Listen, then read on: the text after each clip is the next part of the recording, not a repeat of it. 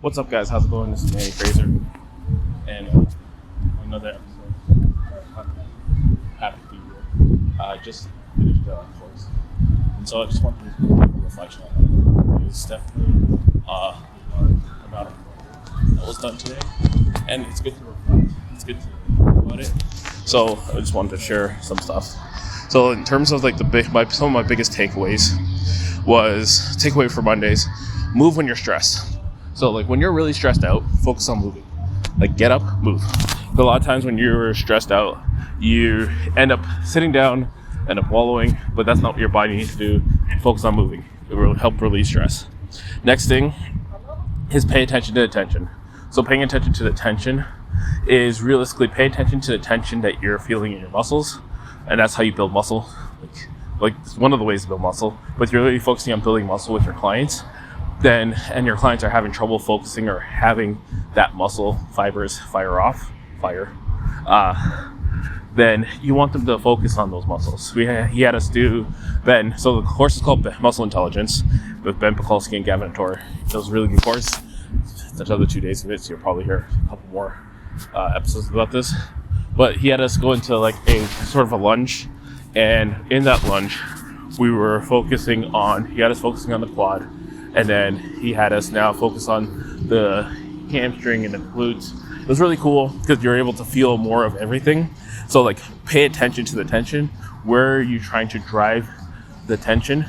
And if your focus is driving tension in the chest or driving tension in the back, like help your clients pay attention to that.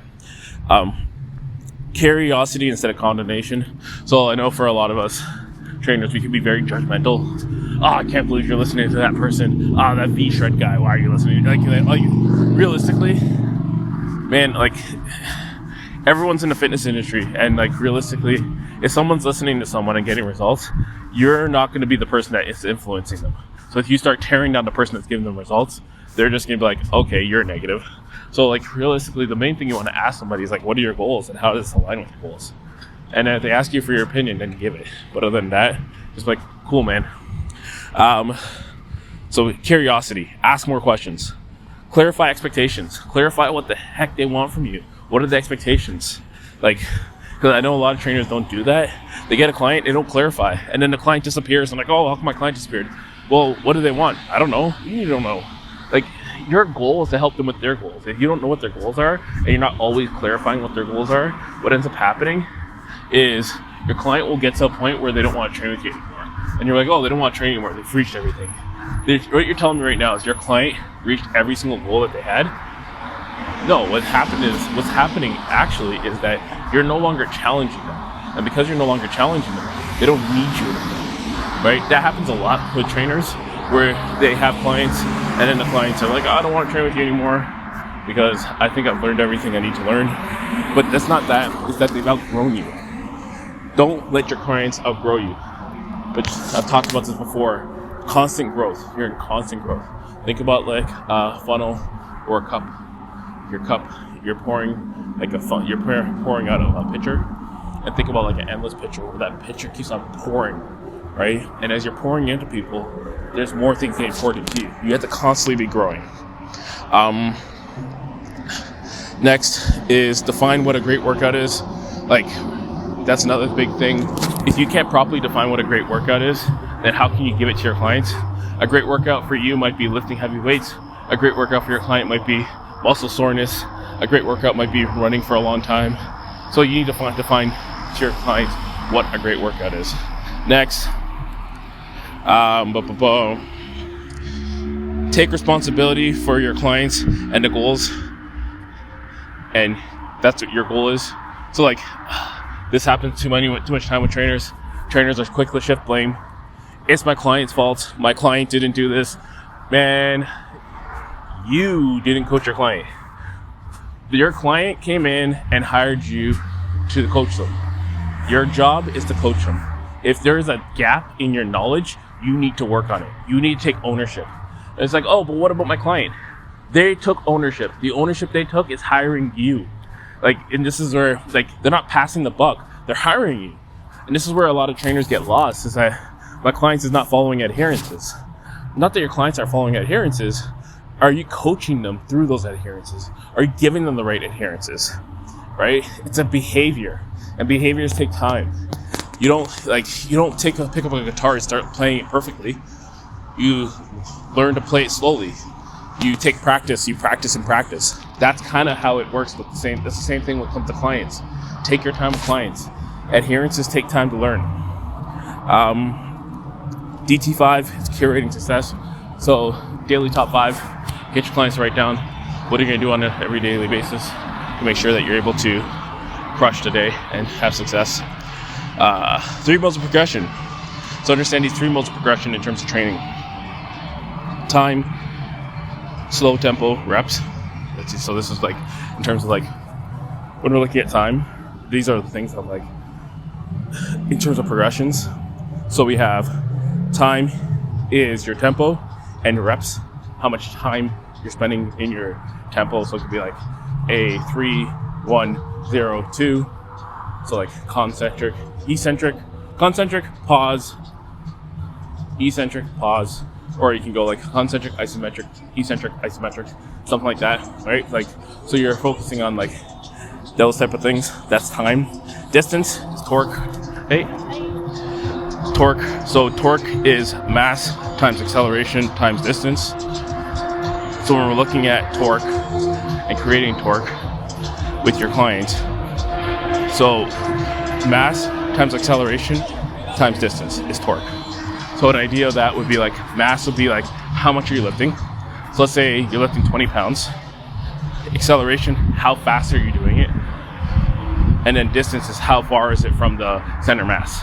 So the more it lifts and the further it is, the more tension you can put on the actual muscle. And then load. Load is pretty straightforward. How much weight are you lifting in terms of mass? And then we have 3 modes of progressions. So we talked about that, 3 modes of progressions. Those are my biggest takeaways. Oh yeah, the last one is focus on getting clients to breathe. Really hammer home breathing to your clients. Like, I can't tell you enough that your clients need to focus on breathing. You'd be surprised how much they can't breathe and how you brush showers breathe. Take time, get your clients to breathe. They're under stress. People are coming in here and people are coming into the gym. We're giving them rest. We're getting them in. We're training them and we're helping them when we can be giving them hard rest. And giving a call out to trainers. Trainers, take your job seriously. You're the first line of defense. Right? Metabolic disease is out there. We have metabolic dehydration. We have so many people that are really suffering in this world. And like, they want to live longer lives, they want to improve their life, and we have the key to do that. And either A, we're too judgmental, so we stick our nose up at people because they're not doing it the way that we said to do it, or B, we're also very like, oh well, you suck. Or when someone comes to you, you only train a certain type of person. I've talked about niching before. The riches are in the niches, so that's the saying. Now, that's true.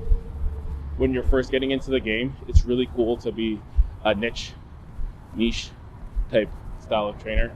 So you can be the glute builder, chest builder, the ab builder, whatever you want to be. The issue is that the longer you're in the game, the more general you want to be.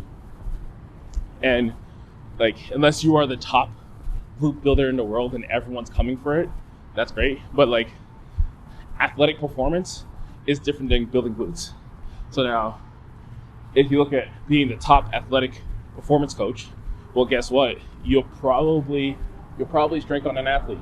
And if you strike on an athlete, well, it's like winning the lottery. You get an athlete who will make it to a big league and get them to go focus on getting them further. That's coaching. Now, the question is, what type of coach are you? What type of person are you? Are you a promise keeper, or are you a person that's just puts your goals off and puts them to the side? If you're a person that puts your goals off to the side and never accomplish it, you're never going to be training athletes, because straight up, then it can't work with you, because they can't go to that next level with someone that keeps on quitting. At some point, you have to stop quitting and put your feet down and start working. right? Build your craft one step at a time. People will recognize charlatans. At first, everyone's gonna be like, yo, I'm gonna help you, you're good, you're a great trainer. And then if you're not doing anything to accelerate or build yourself, then why are they gonna stay with you? You're always gonna be at the same level. Are you taking courses? Are you showing up to events? We have industry events all the time. The next industry event that's coming up, which is unfortunate, I can't go, I'm so pissed, is the Swiss. How many of you guys are actually signed up to the Swiss? If you're not signed up to the Swiss, why not? Like, what is your excuse for not showing up to events? There can't be an excuse, because realistically, this is your passion. This is what you said you want to do. So why aren't you showing up to events where they're going to teach you how to be better at what you do? It doesn't make sense. And so, like, coaches, you need to get better. We need to get better. We need to focus on getting better. We need to focus on helping people. And the only way we can do that is by truly pushing ourselves to that next point where we can truly help people. Well, that's what I got from today. Day 1 at Muscle Intelligence. And telling you right now, being in a course is definitely always good because you always get to reflect. And also you get to, like, when you talk about it, it's good. That's how you learn. And it's the repetitive speaking goes into my head for me personally. And then eventually, since it's repetitive, it gets in my head, and then it gets into what I do on a regular basis with my clients and with my team. All right, guys, that's it for today. Thank you so much for listening. If you found any success or found anything out of this, please share it with a friend. Because definitely my goal is just to help one trainer at a time and help improve the crafts that are happening. Because I know that if we can now I can do this one person at a time and improve the quality of service that's going out there, and we're going to be unstoppable. Peace.